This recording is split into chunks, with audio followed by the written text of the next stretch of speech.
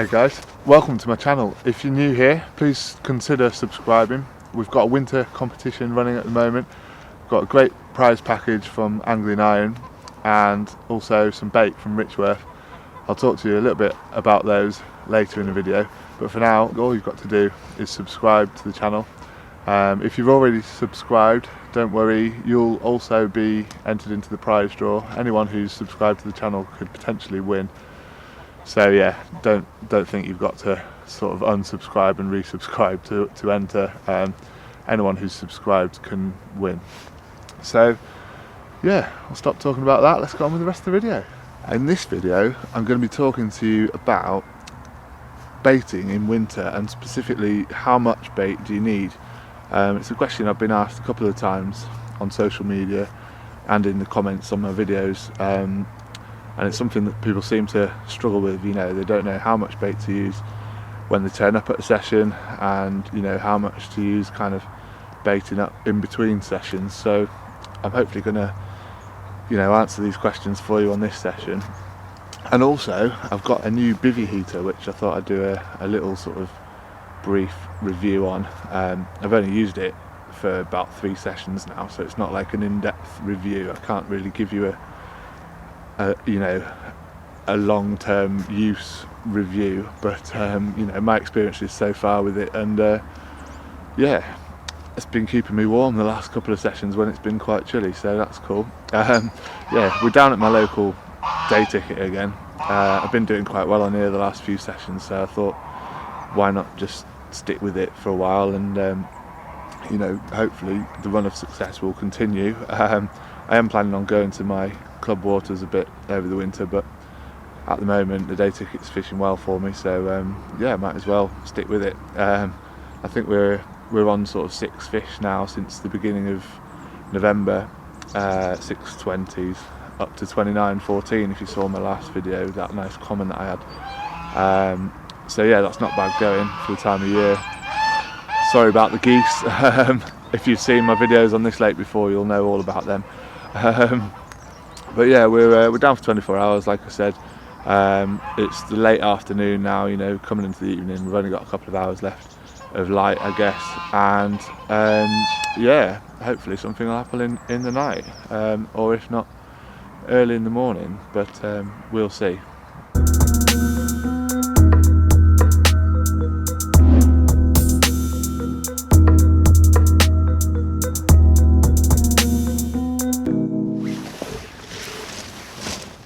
So I mentioned we've got a competition running at the moment.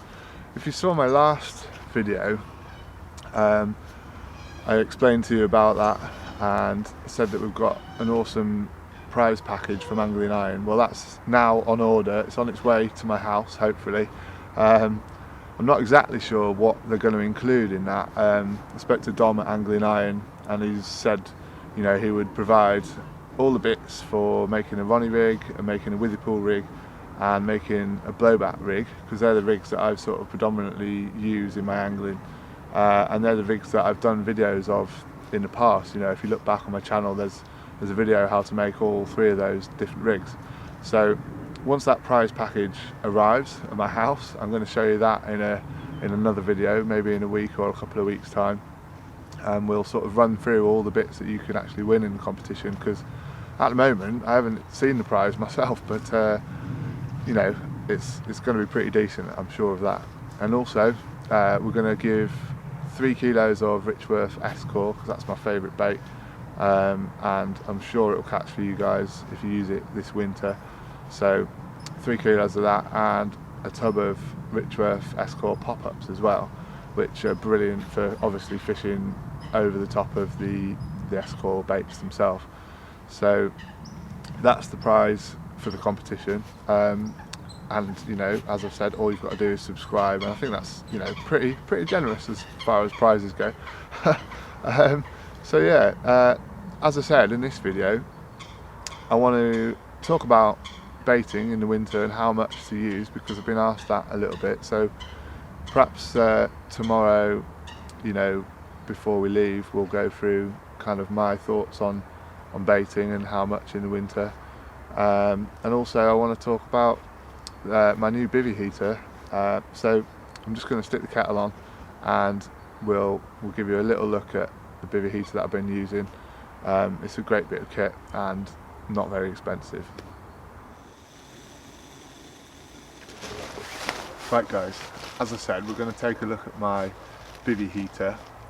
It's called a sunn parabolic heater, and it's available on eBay between £20 and £25. I think I paid sort of £23 plus postage, something like that. And it's an awesome bit of kit. So here it is, and it screws onto your sort of conventional gas bottle there. This is one of the sort of Coleman butane propane mix bottles, and it screws on, so it's quite handy, you know, if you've got a stove for cooking and making cups of tea on, then you know you've already got the gas for this. You don't have to buy any sort of different gas bottles. You can actually swap it over between the two if you want, although I've got two bottles with me, one for my stove and one for this. But anyway, yeah, so it screws on like that, and you've got your valve there which you just turn to turn the gas on, and then you light it with a lighter in there. One thing I wish they'd done is put an ignition on here, you know, like an electric sort of push button ignition, because it can be quite difficult to get the flame of your lighter inside there to actually light it. You can take this this sort of wire cage off the front if you want, and get a bit closer to light it like that, but that's a bit of a pain, you know. And what I've tended to do with this, because it is really effective and quite warm, I just put it on for 5 minutes just to kind of warm up the inside of my bivvy and sort of dry out the condensation, and then I turn it off again because I don't want to use up loads of gas. A bit tight being a northerner and all that, so you know, don't want to be buying loads of gas, do I, obviously. So yeah, that's something that they could do to improve it, I think, you know, have a little ignition somewhere, a little button that you press like you have with the stoves, so you don't have to use a lighter. But what I found helpful is one of the windproof lighters that actually is like a little blowtorch, and the flame comes out about that far, and that's enough to kind of get inside there to where it needs to light it. So you know, if you pick up a windproof lighter, again off eBay, a couple of quid, nothing, and they're refillable, you know, so it's really economical, and that really does help with this. Or you could use like the Cook's matches, the really long matches, to kind of reach inside it. But if you've just got like a normal lighter, I think you will struggle unless you take off that metal grill at the front there. As far as warmth goes, as I said, it's really good. That middle bit in there, it kind of heats up red, and then because it's kind of all aluminium, I think it is, quite shiny, it kind of reflects the heat out, and you know, within no time at all it's kicking off quite a bit of heat, and you can't hold your hand next to it. It's that warm, and you know, from sort of 3 foot away, if you sat next to it, it is really nice and warm. You can feel it on your face. So I'm definitely going to be using this a lot through the winter, because last year I didn't have a heater, and even with like sort of 3 layers on, I was freezing. And I do use like the winter skin on my bivvy and the ground sheet and all that, and I was still getting cold on some nights, so this is going to be a godsend, I'm sure. The one thing I will say, and this is really, really important, well, a couple of things actually, safety aspects of this: never use it with your bivvy door down, because the sort of carbon monoxide will build up inside the bivvy and you could suffocate, so make sure you've got plenty of ventilation. I always just have it with the door open in my bivvy, you know, and it's enough to kind of put a bit of heat onto you to warm you up, and you can warm your hands on it, you know, not too close, but you know, it's nice for warming your hands up. But don't shut your bivvy door, because you know, it will get nice and warm, but also you'll get a lack of oxygen, and you know, that's very dangerous. And don't use it obviously when you go to sleep, you know, turn it off completely and make sure it's gone out fully before you get into bed. The other thing that I discovered, which is slightly alarming about this, I found with my stove, because it's got a preheat pipe, when you're running out of gas, you can turn your gas bottle over and you get that little bit of extra gas out of the bottle that's almost run out, because the preheat pipe will turn that liquid gas into vapour before it ignites it. So it's totally safe to do that with a stove that's got a preheat pipe. With this, I didn't realise, I should have probably thought about it, but it doesn't have a preheat pipe, so it needs the bottle to be upright for it to be gas coming out to ignite and burn safely. I found out quite alarmingly that I turned this over because it was running out, and it came out big flames and, like, you know, balls of liquid fire. So 100% never turn this over when it's lit. It did actually sort of go out fairly quickly, but you know, I very nearly had a mishap and set alight to my bivvy. So yeah, keep it upright like this and put it somewhere out the way that you're not going to knock it over if you have to, like, run for a take or something. Don't have it on the floor in front of you where you're going to kick it. I tend to put it on a bucket, sort of just tucked inside the door of my bivvy, but off to the side so it's out of the way, so I can't knock it over. And it needs to sit upright like that, because if you tip it, the liquid gas is going to go up the pipe at the back there, and it's going to sort of come out and drip, and that's going to be on fire, and it's trust me, quite scary when it happens. I got off lightly, I think, when it happened to me, so I won't be doing that again. So yeah, it's a little heads up for you guys, and you know, I've made the mistake so you don't have to. So yeah, that's a little look at the Sungas parabolic bivvy heater. As I said, available on eBay, not very expensive. I'm not being paid to show you this, it's not an advert, it's just something that I thought you might be interested to see, because something that I've not used before, but I'm very glad I bought it because it is keeping me warm on the cold nights, and I'm sure I'll be using it tonight because it's set to be another really cold night. Right guys, so we're coming into the evening now. It's about 4 o'clock, so it's probably going to get dark in the next sort of half an hour, 45 minutes. Got all the rods out, they went out really nicely, felt them hit the bottom with a crack. Got my Bivvy pool rig pop-ups on with S-core pop-ups and a little scattering of S-core around it, you know, not too much. And yeah, we're going to see what the night brings. I'm not very hopeful because the conditions, you know, we've got clear skies and stars are already out, and you know, there's no wind, we've got high pressure, lots of things are against me on this session, but you know, I'm happy being here. There's always a chance while the rods are out, and at least I've got my bivvy heater to keep me warm. So tomorrow we're going to be looking at how much bait to use in the winter. A few guys have asked me about that, so stay tuned to see that tomorrow morning, and fingers crossed I've got something to show you in the night.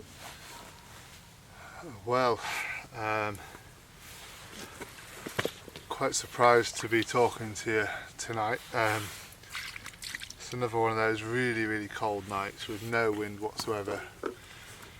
As you can hear, you know, there's not a breath of wind in the air, and we've got clear sky, down to probably 1 or 2 degrees tonight. There's not really any frost around, but it's certainly very cold. I've had the bivvy heater on, and I was just sitting in my bivvy sort of thinking about going to bed. Had a cheeky rum, as you do. And yeah, my rod fished on a new spot which I'd been sort of trying the last couple of sessions and not had any luck, and then this session we've managed to have a fish on that new spot, so well happy with that. Lovely old common. It's a little bit lively. It's been sat in the net a minute whilst I was just sorting the camera out, so you know, he's got his breath back a little bit. But if he behaves himself, I'll get him up for you. We can have a look. There we go. Lovely long old original common.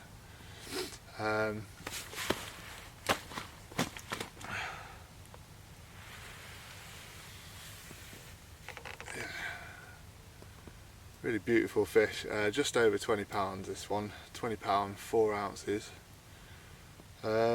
Once again on the S-core pop-ups with a scattering of S-core around it, and I definitely sound like a broken record now, but there's no point changing while something's working for you, so I'll definitely be using those pop-ups and keep using the S-core bottom baits as well, the mixed sized freebies, and then a 15mm pop-up over the top. Yeah,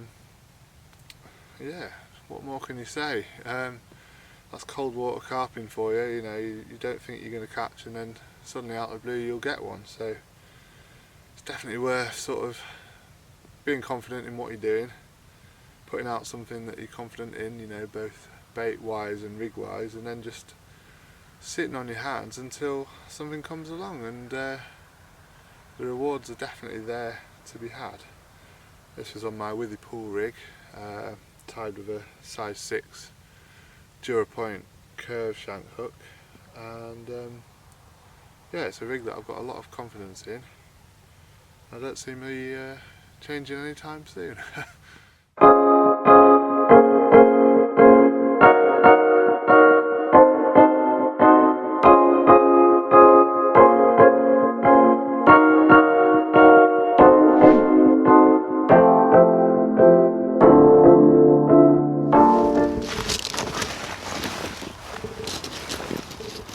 Well, good morning guys. How jammy was that, hey? Really tough conditions last night, you know, really cold. It's still quite cold now this morning actually, but yeah, I wasn't really expecting anything last night, but I thought as I had the night free, if you like, I might as well come. You know, you can't catch them at home, can you? That's something to remember in winter, you know. You just got to keep going, and you might suffer the odd blank session, but you know, every time you go in, you are putting bait in on the spots, and you know, you're watching the water, and you might just see that one thing that leads to an amazing winter campaign. And you know, keeping a little bit of bait on the spots, it just sort of hopefully makes sure that the fish are visiting there. And you know, if you get it right and you sort of time it when they are having a feed, you can catch a couple. So yeah, last night was quite jammy, I think. You know, clear skies, no wind, really high pressure, just not the conditions that you normally think to go in the winter, but it just shows that they are catchable whatever the conditions. And also, you know, it shows if you get your baiting right in winter, you can still catch fish all the way through whatever the conditions. So yeah, I'm just probably going to have some breakfast in a minute, and maybe a coffee as always, and then yeah, perhaps we'll talk about baiting in the winter and how you can sort of go about planning, you know, how much bait to use for the waters that you fish. Right, as promised, we're going to talk about baiting for the winter. In the summer, you know, a lot of the time you can get away with putting out a big bed of bait if you're doing a longer session, and you know, wait for the fish to come to you. And it's not really the case in the winter. The way I like to approach it is to bait up kind of little and often in between sessions. So you know, maybe half a kilo a couple of times a week, something like that. And then when you're actually fishing, you're fishing minimal bait.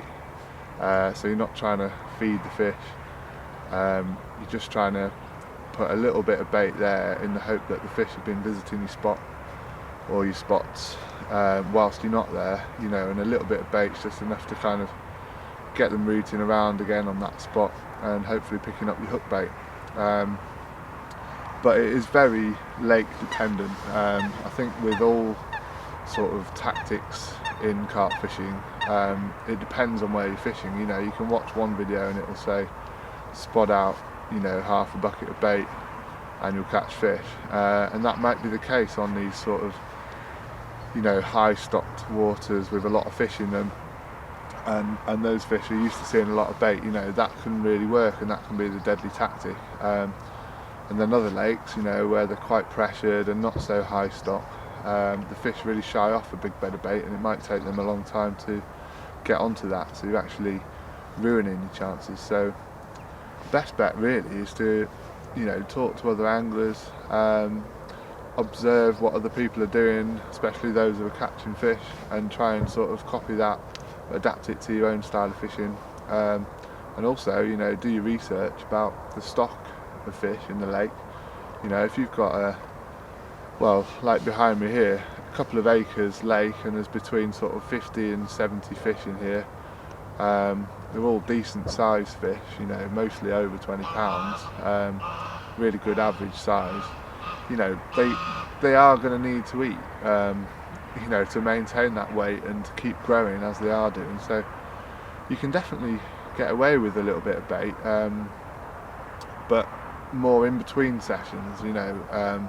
I mean, I haven't had a lot of time this year to be baiting up in between sessions, but you know, when I've popped down, when I have got a spare moment, I've always made sure to bring a little bit of bait, just to give me confidence really that the fish are going to be sort of visiting those spots while I'm not here. And then like I said, when I'm fishing, I'm just using a handful really, probably 10 baits per rod, something like that, just enough to sort of, you know, hopefully get them rooting on the spot and finding your hook baits. I wouldn't be worried about fishing a single hook bait either, you know. If you've sort of been putting a bit of bait on a spot, there's a chance that there's still some there when you're actually fishing, so, you know, try a single to start with and then perhaps add to it if nothing happens after a few hours. But you know, you don't want to spook them off by putting a load of bait in and then, you know, then they don't come back for a couple of days to that area. So you've got to kind of feel your way into a session and use your observation and watercraft and read the lake that you're fishing, because I think the tactics are different wherever you go, and that goes for not just bait, but, you know, rigs and, you know, sort of presentations. You know, some lakes will respond well to tight patches of bait, you know, like solid bags, or, you know, bait boat tactics even. And other lakes, you know, they prefer a spread of boilies, you know, to sort of be a bit less conspicuous to the fish, you know, a bit more of a spread where they can just pick the odd bait up and move. That might work, and you've got to try different things. And if you catch on a tactic, you know, perhaps consider doing that on all 3 rods, but it's always worth having at least 1 rod, you know, trying a different technique, because you might find that one thing that really opens up the lake to you and helps you to catch a lot more fish. So yeah, sounds like a bit of a cop-out, you know, to fish differently on different lakes, but it really is the case, you know, that I don't think 2 lakes fish the same, or, you know, you can't sort of assume that they're going to fish the same when you turn up. So I'd never just turn up and fill it in, and in the winter it's more about, you know, that steady trickle, just to kind of keep the fish interested, and to keep them feeding through the winter, because if they don't get much food, they can very quickly shut up shop altogether and become very hard to catch. So that little trickle of bait just hopefully keeps them finding your bait, and then hopefully picking up the hook bait when you're actually fishing. So I hope that's helpful to you guys. I think we're coming to the end of this session now. If there's no more fish, then I probably won't film any more for you. But yeah, so glad to have caught that common last night. Jammy dodgy time. Couldn't believe that I'd actually managed one in those tough conditions. But yeah, it just shows you that, you know, whatever the conditions, if you get out there in the winter, you can definitely have some results. So thanks for watching, guys. Tight lines, and we'll see you next time.